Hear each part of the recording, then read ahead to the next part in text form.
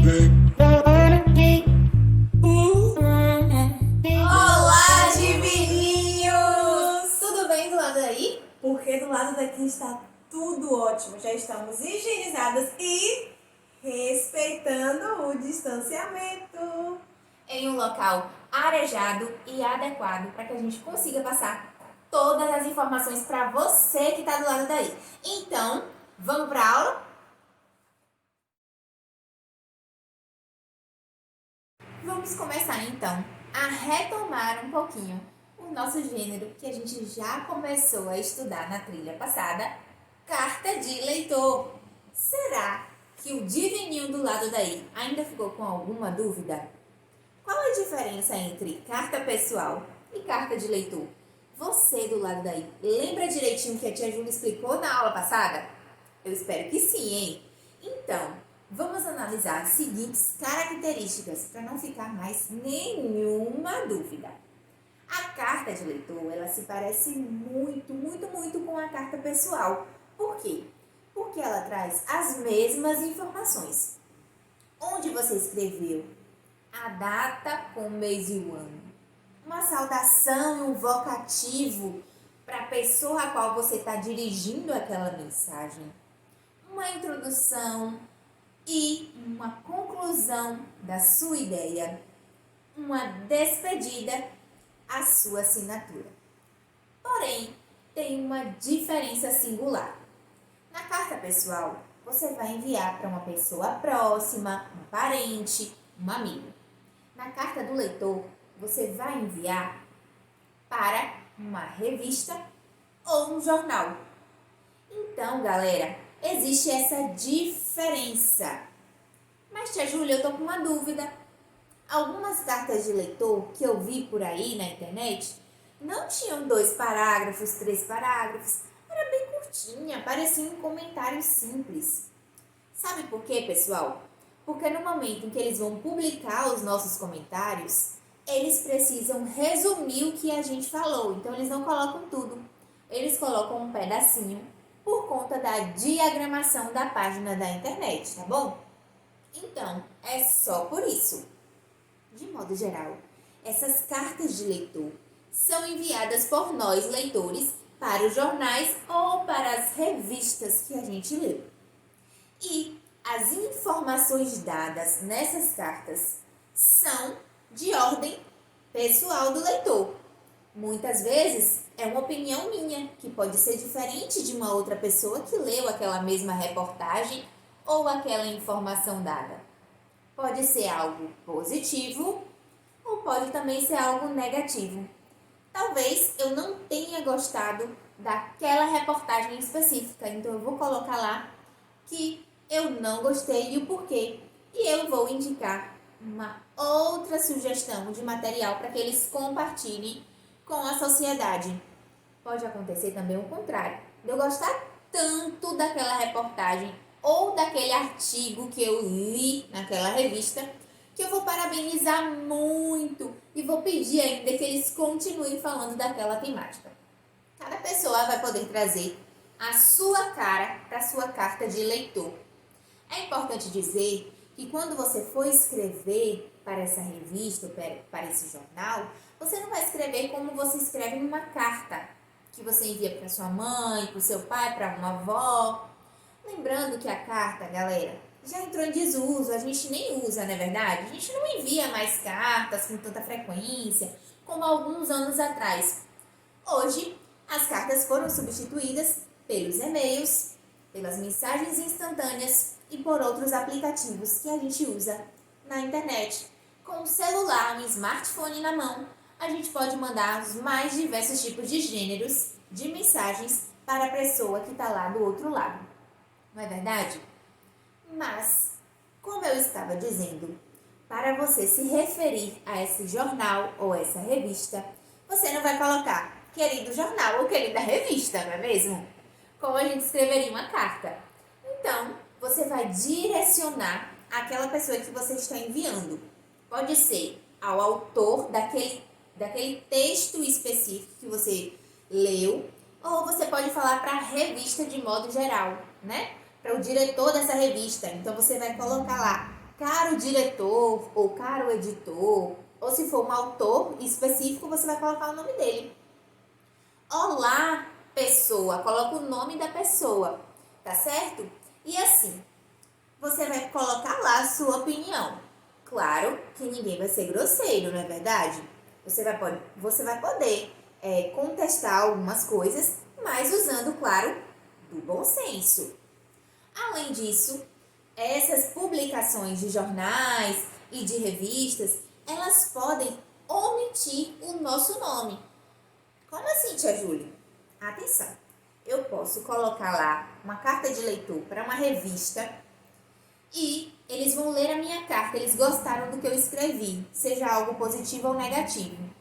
Mas para preservar a minha identidade, eles podem escolher não mencionar o meu nome na publicação do meu comentário. Então, muitos comentários vão aparecer como simplesmente alguém que escreveu, mas não tem o nome específico daquela pessoa. Muitas vezes tem a localização, mas não tem o nome, tá joia? Então, você entendeu tudo direitinho? Vamos ver, retomando algumas características da carta de leitor na tela.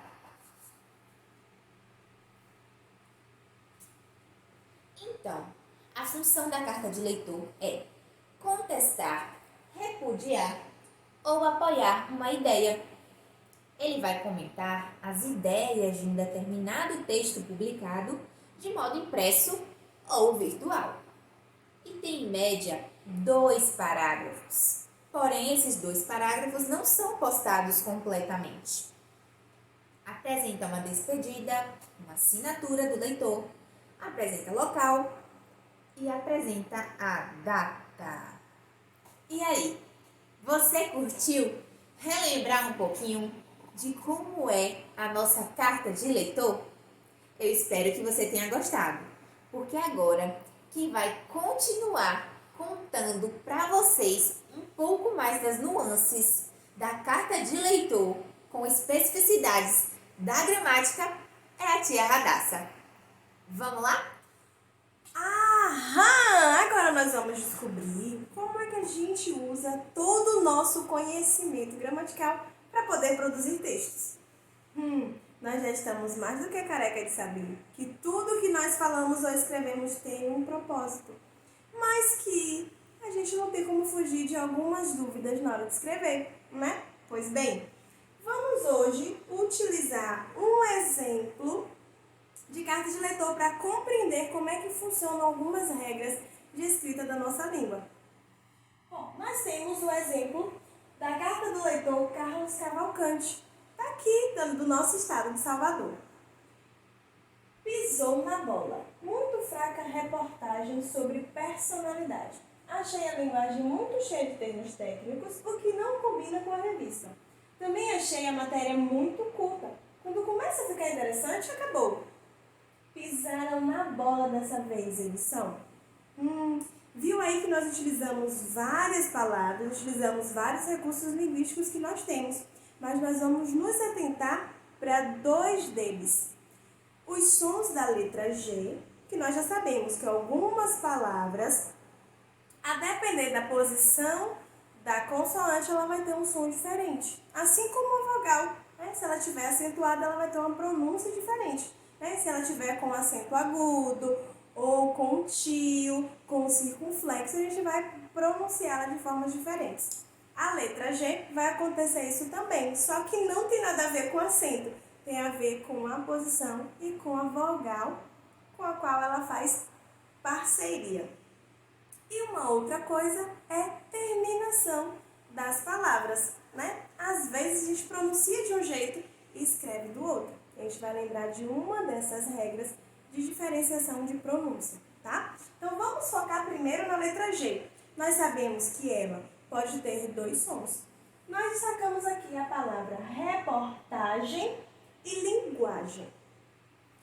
Vimos que o finalzinho, linguagem, termina com G, mas na sílaba anterior o G tem o som de quê?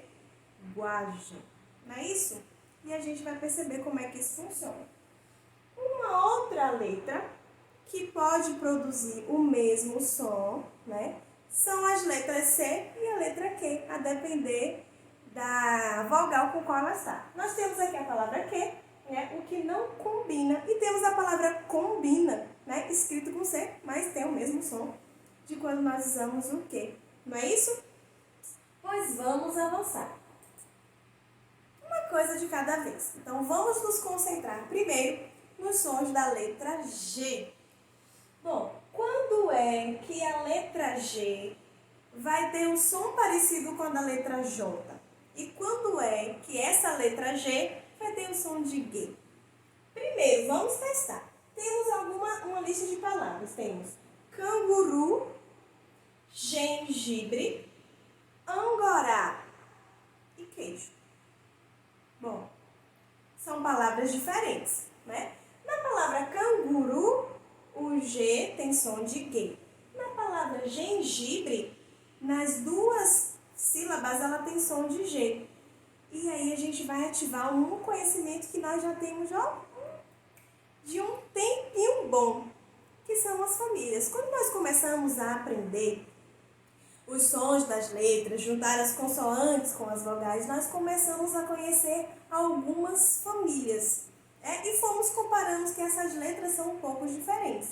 Então, a letra G, ela vai fazer parceria com todas as 5 vogais que nós conhecemos. A, E, I, O e a vogal U.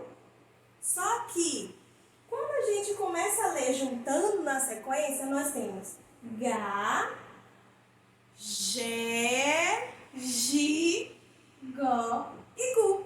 Então, a gente já lembrou 2 conhecimentos. Que a letra G, ela se junta com as vogais e produz sons diferentes. E que ela vai ter o som de G, o de J, né, parecido com o do J, quando ela estiver diante das vogais E e I. Mas existe também o G e o Gui. O que é que nós fazemos? Usamos um outro artifício, que é usar a vogal U. A vogal U se torna parte da sílaba. Então, para formar o G e o Gui, eu uso U. G-U, G-U, I. E aí sim a gente tem Gá, Gé, Gui, Gó e Gu. Temos o Gé e o Gi com a letra G, mas pronunciando o outro som. O mesmo vai acontecer com a letra C. E a gente vai usar uma estratégia muito parecida. Quando nós vamos ler Cá, Sé, Si, Có e Cu, que são os conjuntos que elas fazem. Então, se eu tenho o Sé e o Si, para formar o Que e o que é que eu utilizo? O mesmo recurso, eu utilizo a vogal U, só que com a letra Q. Então, para formar, eu formo Cá, Que, com QU, Ki, Có e por aí vai. Então, sempre que tanto a consoante G quanto a consoante C estiverem junto do E e do I, eles vão produzir sons diferentes. Gé e Gi, Sé e Si. E para a gente criar o Gé e o Gui, para utilizar nas palavras, o Que e o Ki, nós acrescentamos o U. Beleza? Então a gente já sabe dessa regra. Mas temos uma outra regrinha que tem a ver com a terminação O e U. Lembra que a gente já falou aquela sequência de palavras?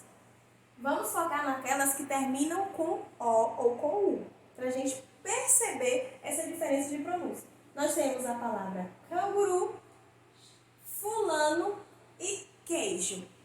Vocês perceberam que todas elas foram pronunciadas como se terminassem com a letra U? Pois bem, isso porque a gente faz de tudo para facilitar a nossa fala, para dizer as palavras da forma mais fácil e menos dificultosa. Então, quando eu falo fulano, é muito mais prático para mim do que falar fulano. Até parece estranho, né? Mas e quando é que nós pronunciamos assim? Quando Quando as palavras são paroxítonas, ou seja, quando a sílaba tônica é a penúltima, nós vamos pronunciar o O como se fosse com som de U, porque aí vai dar menos ênfase, né? A ênfase maior, a gente já sabe, vai para a sílaba que é tônica, que é a mais forte. Fulano. Se eu falasse fulano, daria a impressão de que a sílaba mais forte é a última, não é isso? Então, as paroxítonas, quando terminam com O, vão produzir o som de U, que fica mais fácil. Já as palavras oxítonas, que são aquelas que têm a última sílaba como sendo a mais forte, ela vai ser terminada em U e vai ser escrita com U também, porque a gente dá uma força, canguru, ok? Então, sempre que a gente tiver com dúvida, é com O ou é com U no final dessa palavra? A gente só lembra dessa regra. É uma palavra oxítona ou é paroxítona? Se for uma oxítona, é supim para usar o U, vai estar certinho. Se for uma paroxítona, a gente já sabe que a pronúncia é U, porque fica mais fácil de falar. Beleza, gente? Então, a gente já lembrou, né? O G, ele pode ter o som igual a da letra J, quando ele está com as vogais O, as vogais E e I. O C também vai ter o som assim de S quando estiver diante do E e do I. Para formar o GEG ou QEQI, a gente vai acrescentar o U. Quando as palavras forem oxítonas com som de U, nós escrevemos o U no momento da produção. E quando for uma palavra paroxítona com som de U no final, a gente já sabe que é utilizado a vogal O. Beleza, gente? Guardaram na cuca? Tenho certeza que sim. E aí, divininho, você do lado daí, curtiu a nossa aula de hoje? Esperamos que sim, tá? Um beijo e até logo!